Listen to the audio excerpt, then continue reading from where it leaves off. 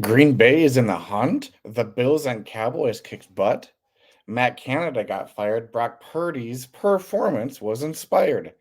And once again, MVS dropped dut. Welcome to the Mishpo.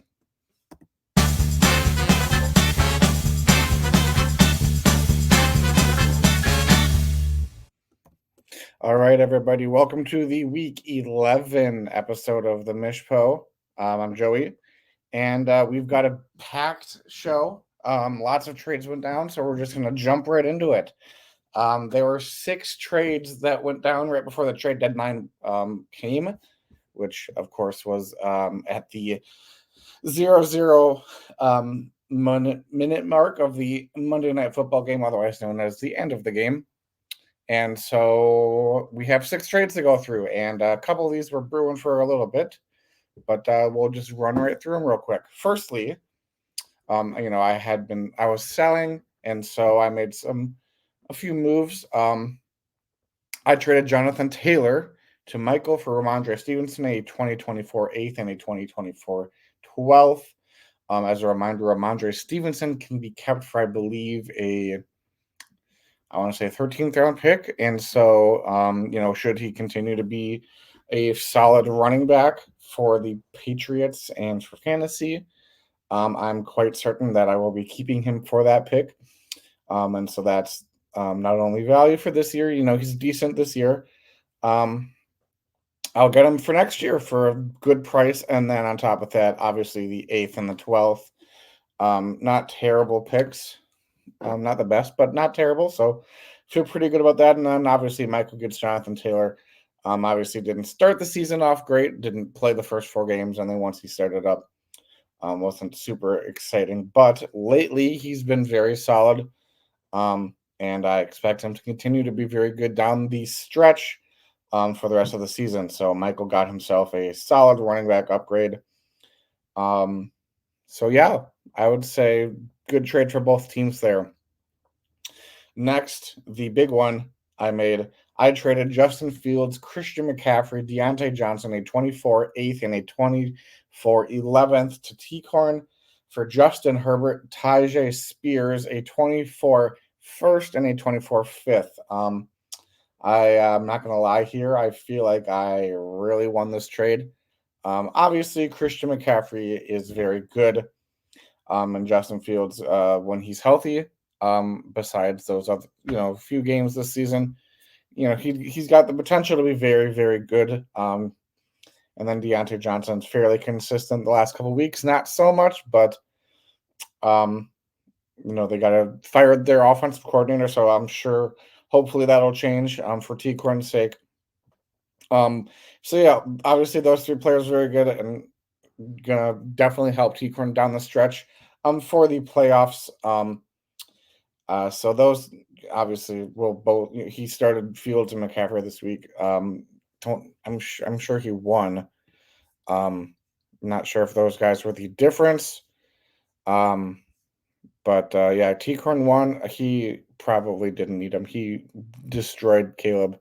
So I'm not sure if he needed those guys, but I'm sure once he goes up against tougher opponents in the playoffs and such, then they will be very helpful to him. Justin Herbert, I like him. He's probably just about as good as Fields. Will probably maybe honestly a little bit better. And he also is a very solid keeper. I believe he's going to be like a 12th or a 13th or 11th this year. And he's got a brighter future in terms of, solid, being able to depend on him going forward compared to Fields, he was my keeper going into this season. And then Tyjae Spears, obviously the backup over there in Tennessee, but Derrick Henry, hopefully, maybe, for my sake, for Tyjae's sake, is on his last legs. And, if he gets hurt again like he did last year, then he could be very good even for this year. And then, hoping for next year, he'd be a very good keeper. I believe he'd be like a 14th. So, the players involved, I think, are solid. Obviously, just looking at the players, T-Corn obviously wins that, but you got to take the picks into account. And so, obviously, I give away an 8th and an 11th. 8th is pretty decent. 11th, it's whatever. But in return, I got the fifth, which is very solid. And then for the first time ever in this league, a first round pick has traded teams. And so now I've got two first round picks. So I'm quite excited about that. Definitely bolstered my draft stock with that trade. And so I'm feeling pretty good about it. But like it helps Sequin obviously for this year.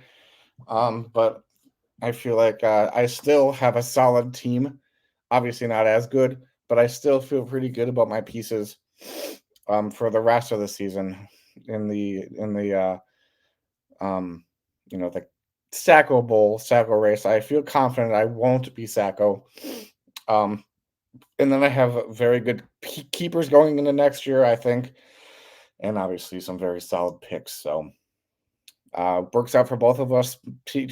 Corn maybe overpaid, but it's if he wins the championship, it doesn't really matter. So that was that trade. Next trade, Lincoln traded Zeke and a 2024 third to Matt for Javante and a 2024 eighth. Lincoln obviously also trying to make a playoff push. I will say, and I kind of insinuated in last week's episode, he kind of was in the running for those powerhouse running backs I traded away, but the pieces just didn't line up for those offers to get done. And so, yeah, Lincoln had to go elsewhere for a running back. Javante was available for trade, obviously from Matt, who's not in the playoffs. Um, I think Javante is hopefully going to be very good over the final stretch of the season and in Lincoln's playoff push. Zeke is not a terrible running back, but Javante's just got that juice. But obviously younger, probably on a better team for sure. Um, and the pick, so it's good for Lincoln in that sense.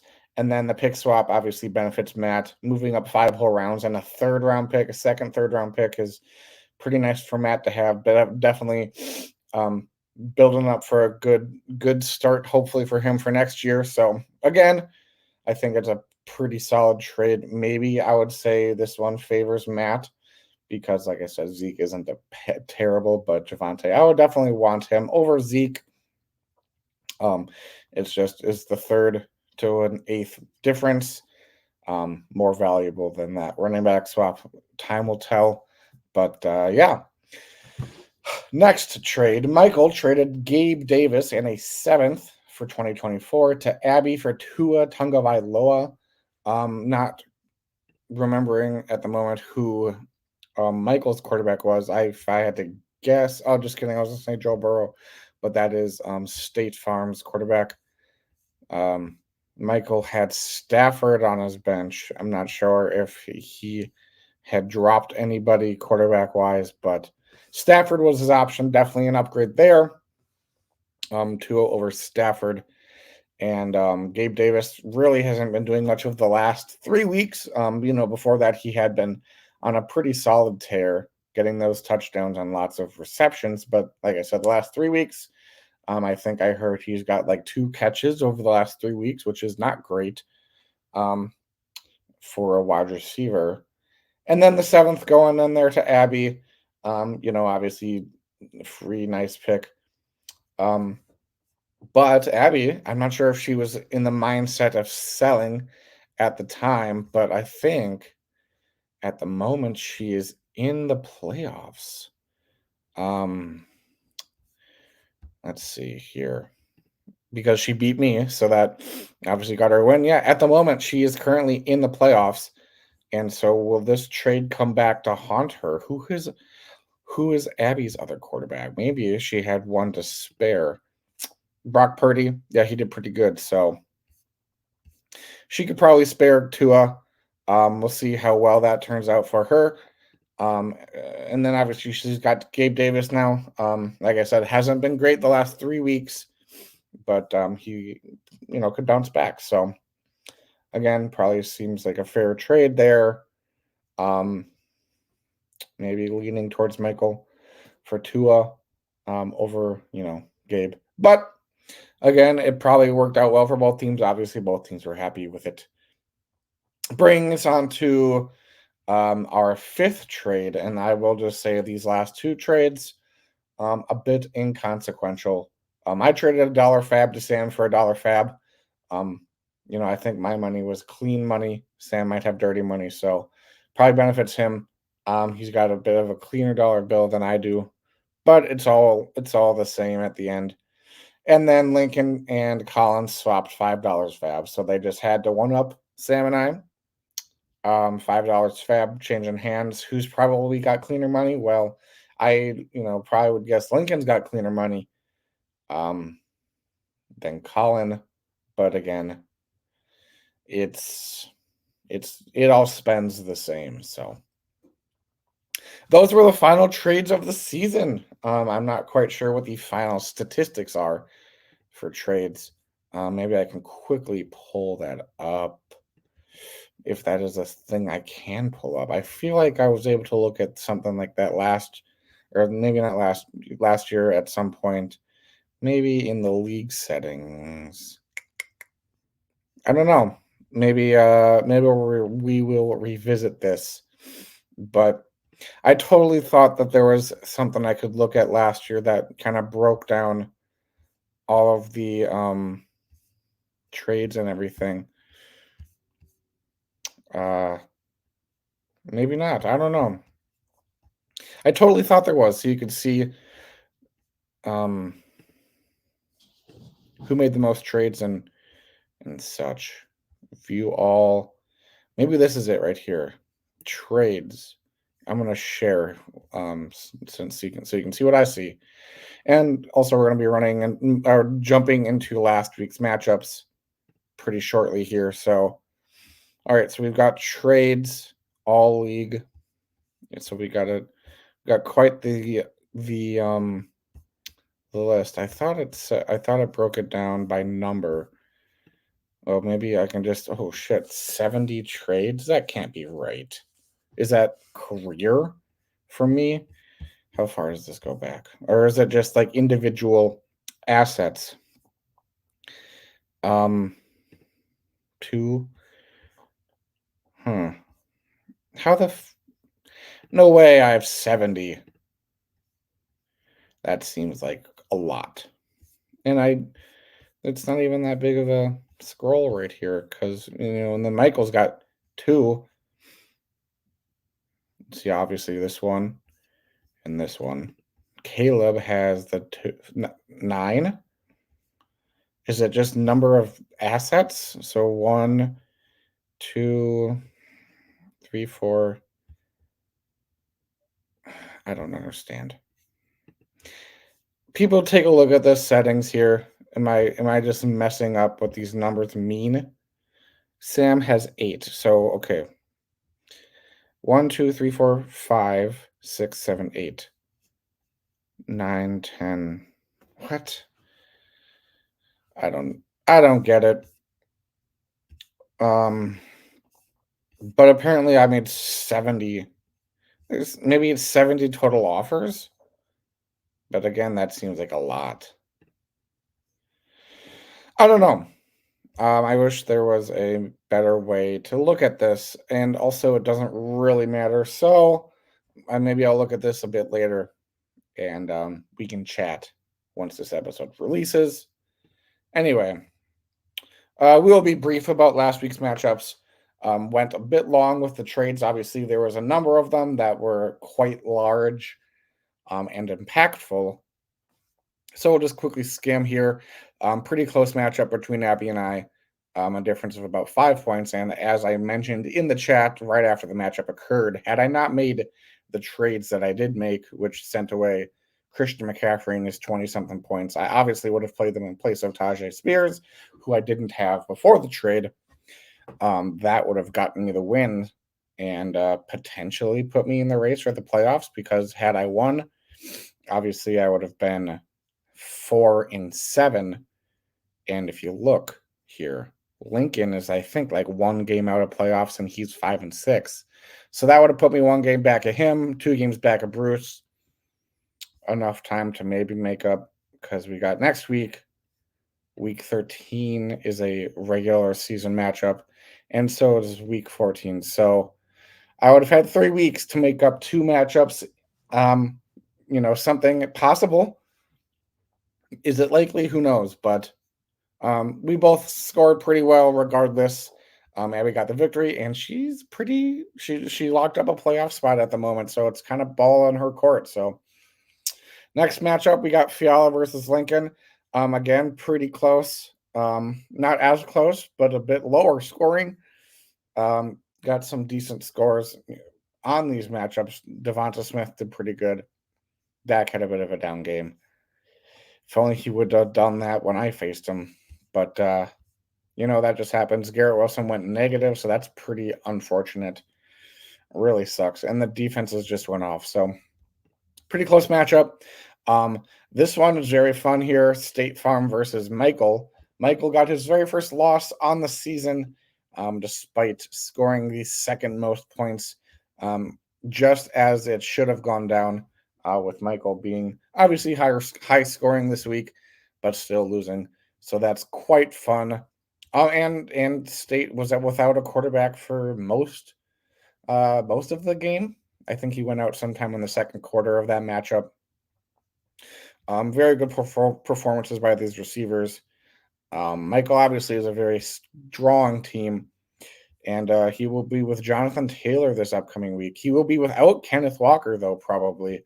So it's a bit of a tit for tat. Probably rather prefer Jonathan Taylor. So still not a bad situation for Michael, but he finally has a loss. So pretty cool stuff there. Bruce versus Sam is next. Not all that close. Sam, man, things just don't look good for him. Had a pretty solid performance from Devin Singletary. I do have him in another league, and he is part of the reason why I've been doing well the last couple weeks. So it's kind of scary because I'm also trying to bank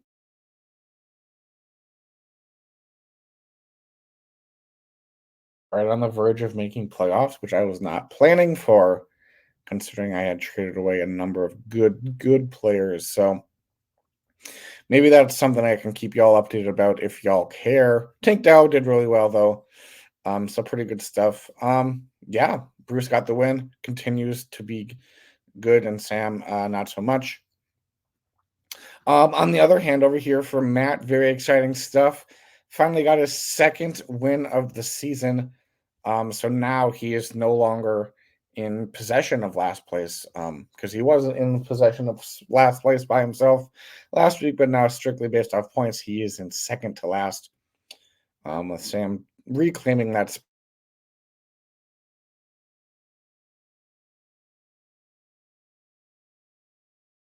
Continue to do very well. Puka, back to Puka things, and the rest, good defensive performances. So moving on to Adam versus Brian. Pretty low scoring here. Some pretty disappointing performances, I would say, from Adam's team. Chiefly, Josh Jacobs only 6.1, and then if you go down to AJ Brown, only 1.8 points, one catch for 8 yards. So very disappointing stuff over here for Adam, and got the loss. So currently out of playoffs now for Adam. We'll see if he can bounce back in the following weeks and reclaim a playoff berth. But Brian continues to roll, still in the playoffs. Almost assuredly a lock for good old Brian here. Yeah, that's that matchup. And the final matchup of the week was, of course, T-Corn versus Caleb. T-Corn blew Caleb out of the water. Very strong push for T-Corn coming up into the playoffs as we are about 3 weeks away. That running back duo of Christian McCaffrey and Jameer Gibbs is going to be pretty scary for any teams T-Corn has to face. And then, of course, CD Lamb is very good. Brees Hall, very good. Cooper Kupp injured again, so that's a bit of a bummer for him. But the Bills defense just went off against the Jets. And then he'll probably plug Deontay in. Hopefully he can bounce back. But yeah, T-Corn on a roll. And that was the matchups for week 11. Moving into the power rankings before we jump into next week's matchups. Sam at 14, 13 Matt, 12 Colin, 10 State, myself at 10, Brian 9, Caleb 8, Lincoln 7, Abby 6, Adam 5, Bruce 4, T-Corn 3, Fiala 2, and Michael 1. I will say I do kind of reference the standings and the power rankings. The weekly recap puts out when I make my power rankings. However, this week I just kind of went off vibes, and that's what came out. So if there's any big discrepancies in what should be the actual power rankings and what I just said, there you go. All right, moving into the matchups for week 12. First up, myself versus Sam. I really would hope I would win this one. He's only one game back of me, despite our point differential probably being a multitude of hundreds. Oh, look at that. Great. Most points against. Just as I suspected. Anyway, I've got 1,311.04, and Sam has got 188 or 1,088.46. So like 200 plus points separate our teams for points scored. So I hope I win. I think I'm gonna win. Actually, though, this time I've obviously been saying that for like a month and have lost every matchup. But I genuinely think my team is better than Sam's. There are no bye weeks this week, so that's great for everybody. And especially great for me because I have some good players, actually. Not all of them were traded away. In fact, I would say, I swapped the quarterbacks, obviously, Fields for Herbert, both named Justin, funny enough. Obviously, a big downgrade from Christian McCaffrey. Deontay Johnson is very good as well. But Tajay Spears, he's all right. And then Jonathan Taylor, obviously very good. But Ramondre Stevenson could also be very good. So obviously a bit of a downgrade, but Ramondre is probably going to have a good game. So all that said, Sam actually does have some pretty solid running backs here. Rashad White and Devin Singletary both have been playing really well. Rashad is the running back 6 on the season. And Devin Singletary, while being the running back 33 on the season in the last 2 weeks, has been very good with Dameon Pierce out. So I think they'll probably have pretty good games. The rest of the team, and Miles Sanders has started to eat back into Chuba's workload, so he'll probably do well. And then A-Chain, we'll see if he plays. I'm hoping not, because in every game he's played a full allotment of snaps has been pretty good for him.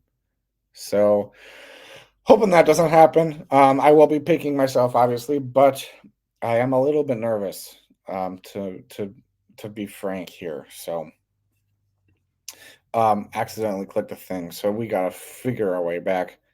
Next matchup is, of course, T-Corn versus Michael.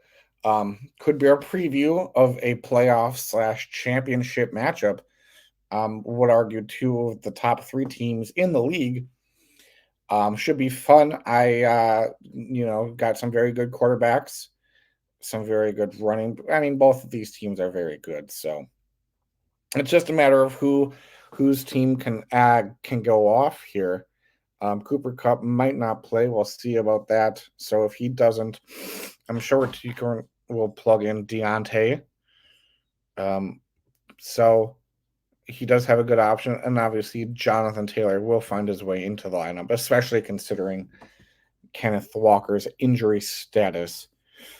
Likely for him not to play, but should he suit up, I'm sure he'll find his way in the place of maybe James Conner or Jerry Jeudy. So should be a good one. I think that this one will be won by T-Corn. I think he's going to continue Michael's losing streak here and just put him 1 game back from that number 1 seed in the men division. right, changed the divisions, the old blood division. So it should be fun. Should be a good stuff here. Moving us on to two of the top teams in. Well, just kidding. I keep forgetting the divisions. Anyway, different divisions here, but two very good teams. Well, Brian's team is very good. Caleb's team is just about average, being 5-6 and all. But he does have solid players: Mike Evans, Jamar Chase, Tony Pollard finally found out of the end zone again. Cortland Sutton continues to catch touchdowns. I think he's got, we'll see, 1, 2, 3, 4, 5, 6, 7, 8 touchdowns on the season, and 5 straight. So kind of crazy. He's only had 2 games all season without a touchdown. So Cortland Sutton, we'll see if he can catch another one. I believe this matchup will be won. I'm going to go Caleb here. He's got, pretty good players that Eagles defense might have a good time against Buffalo. We'll see. They had an all right time against Kansas City. But, yeah, should be a fun one. Moving us on to Michael versus T-Corn. I already did them. So I skipped those guys. So we'll go down to this one, Abby versus Fiala. Two teams in the current playoffs. Fiala is 9-2, so that's a pretty good record. And then obviously Abby 6-5, just making it in this week. Both teams have solid players. Don't know if I should say this, but Darrell Henderson was released, so he's probably not going to be in your starting lineup, Fiala. But you've probably got some guys that you can plug in: Keaton Mitchell, Khalil Herbert, or Roshan or Kareem Hunt. So quite a number of options. Not quite sure who's the best, but I'm sure you'll figure it out by the time they play. Abby's side also has some pretty good options: Debo, Joe Mixon. Mark Andrews is out, so she will have to plug in a new tight end. Currently, none others on her team. And so the waiver wire is where she will go, as no more trades are allowed, obviously. Also, Darius Slayton is out, but he did put up a number of points against me last week before getting hurt. So I'm not sure if he will miss this upcoming week. We'll see, though. Regardless, I do think Fiala's going to win. His team is just very good. Bit of a down week, I think, last week, if I remember correctly. But should be a good one. Next up, we've got Lincoln versus Adam. Two teams fighting for the playoffs, both 5-6. Adam coming off a loss. And did Lincoln lose? I literally talked about it like 5 minutes ago. I don't remember. Lincoln lost. So both teams coming off losses, hoping to rebound here and make that push for the playoffs. And it seems like it's pretty evenly matched based off the projections, the difference of 7 points, which obviously doesn't really mean much, as projections can change wildly over the course of a game. Lincoln obviously has got Dak, who has been pretty good lately. Najee has been all right. Jalen has been the better of the two running backs over there in Pittsburgh, I would say. That guy is not in this matchup, so not that it matters. Javonte newly acquired, so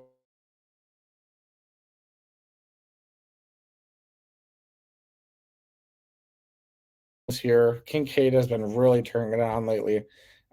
Garrett Wilson, we'll see if he can get back into the positives this week. And Thielen, he's been pretty good, bit down from his early season success. Still running or wide receiver 10 on the season. So, and then obviously AJ Brown, hoping for a bounce back from him. So we'll see how well this is a good matchup here. I think that Lincoln's going to win this one. He's got some guys that I think can absolutely go off. And that's going to be a good one. Moving us on to a penultimate matchup, Colin versus Bruce. One team in the playoffs and one team a bit out. but could make a push at the end here. Very mobile quarterbacks. You could argue the two of the most mobile quarterbacks in the game, Lamar Jackson and Jalen Hurts in this matchup. Speaking of hurt, Aaron Jones definitely not going to go this week, probably. And there's Jalen Warren. He's been pretty good lately. So we'll see if he can continue being good this week. A couple guys here in Steph Diggs and Mark Cooper, both pretty solid. Laporta hasn't been super great as of late compared to his early season success. So we'll see if that waiver wire ad for Bruce can rebound here. Gibson also dealing with injury. And, just other players on this team. So I think Bruce is going to win.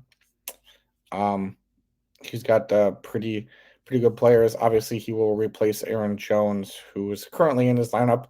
I'm sure he will replace him with a running back like Jerome Ford. He'll probably just put him in his flex or put him from his flex and then throw one of these guys up in there. So I think Bruce is going to win. Should be a pretty close one. Maybe we'll see. But yeah, that is that matchup. Moving us on to our final matchup of the week. Two teams coming off victories. One team defeating the undefeated team and one team getting their second win of the season. So both very monumental moments for both teams. That is, of course, Matt versus State Farm. Some quarterbacks here that are on the teams of NFL franchises. Some pretty solid running backs that are in this matchup as well. And then some pretty good running receivers as well. Some tight ends. George Kittle, we'll see if he can continue having a great game. Calvin Ridley returned to his former glory from about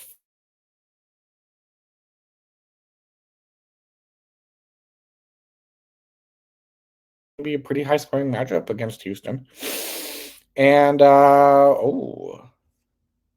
Matt Rock on the triple tight end. You got Ingram, Ferguson, and Trey McBride. All three pretty good. So should be fun. Should be fun. I think I am going to go with State Farm here. These guys can go off. Matt's can too, but his I think will go off even more. And he did just score the most points on the week, so pretty good momentum going into this week's matchup. So yeah, that was this past week's matchup, or this upcoming week's matchups. We've got, of course, Thanksgiving coming up, so I hope everybody has a good Thanksgiving. Can eat lots of food, see your family, and all. So. Yeah, that'll just about do it from here from me from the studio. So yeah, with that, thank you and thank you.